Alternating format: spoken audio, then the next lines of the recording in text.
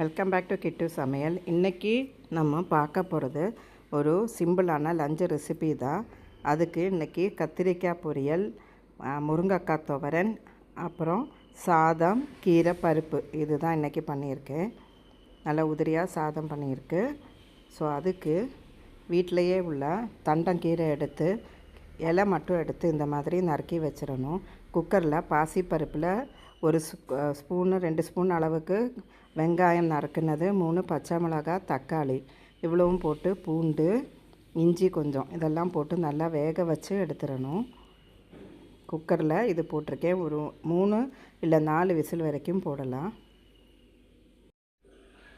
இது ரெடி ஆகிறதுக்குள்ளே நம்ம இதுக்கு தேவையான தேங்காய் அரைச்சி எடுத்துடலாம். பருப்புக்கு கொஞ்சமாக தேங்காய் போதும்.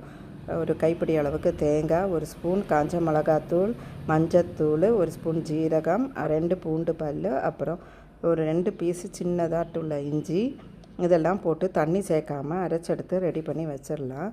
ஒரு பருப்பும் வெந்துருச்சு, நல்லா அழகாக வந்துருச்சு.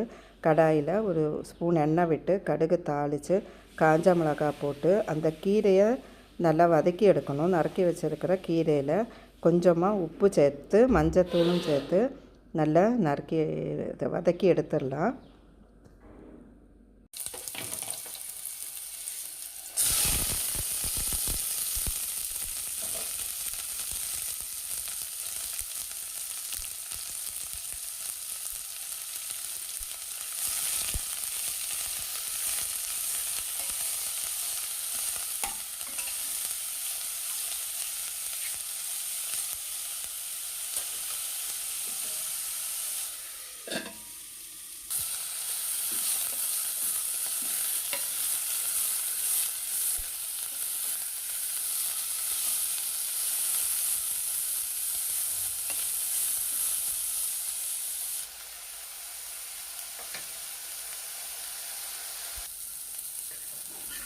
கீரை வதங்கினதும் இப்போ நம்ம அரைச்சி வச்சுருக்கிற அரைப்பும் தேவையான அளவுக்கு பருப்பு, இந்த கீரைக்கு எவ்வளோ தேவையோ அவ்வளோ பருப்பு சேர்த்தா போதும்.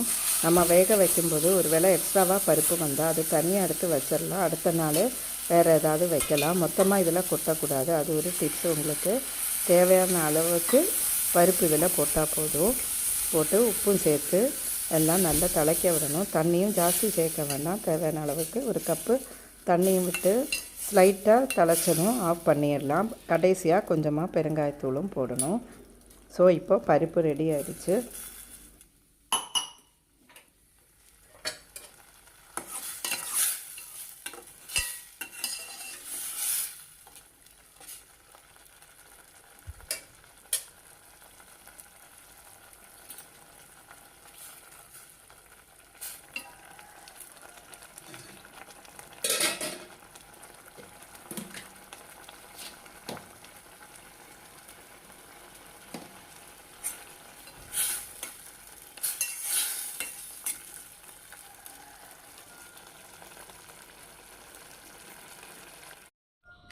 இப்போ அடுத்தது கத்திரிக்காய் பொரியல் பண்ணலாம்.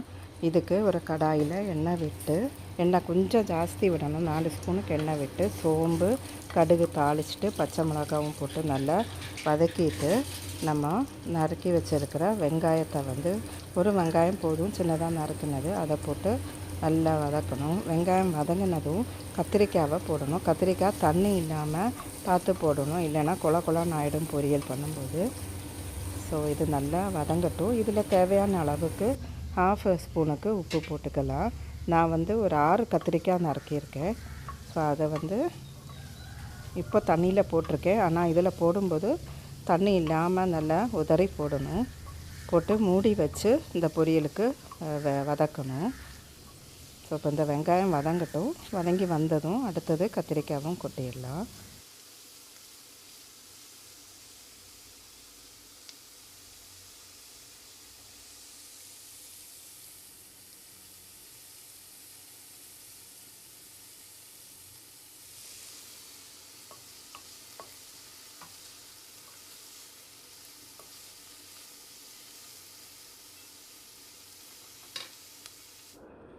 இப்போ இந்த வெங்காயத்தில் ஒரு ஸ்பூனுக்கு 1/2 ஸ்பூனுக்கு உப்பு போட்டிருக்கேன்.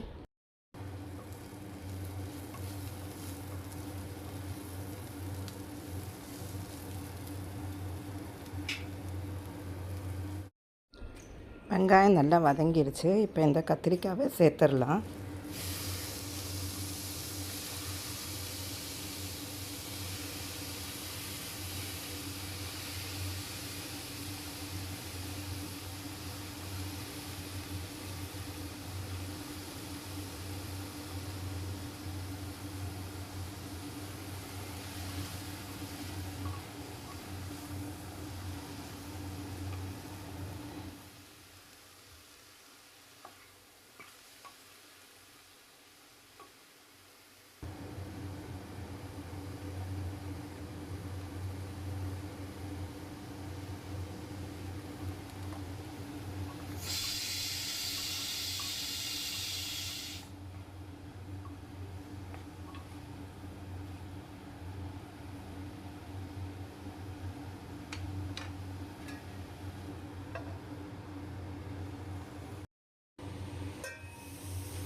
இப்போ கத்திரிக்காய் நல்லா வெந்து வதங்கி வந்துருச்சு.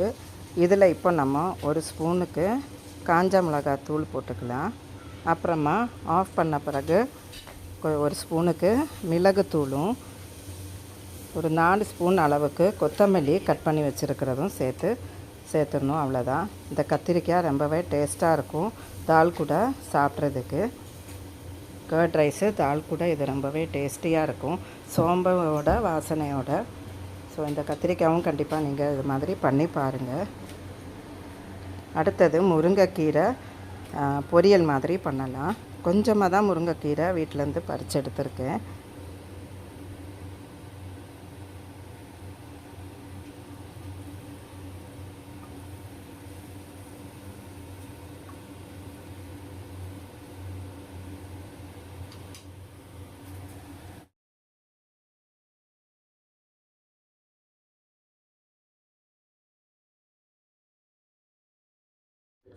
சாதமும் ரெடி ஆகிடுச்சு. இப்போ முருங்கைக்கீரை பண்ணுறதுக்கு ஒரு கைப்பிடி அளவுக்கு தான் முருங்கைக்கீரை இருக்கும். அதுக்கு கடாயில் கடுகு போட்டு தாளிச்சிட்டு இந்த முருங்கைக்கீரைவை உதிர்த்து வச்சுருக்கணும். காலையில் தான் பறித்தாங்க.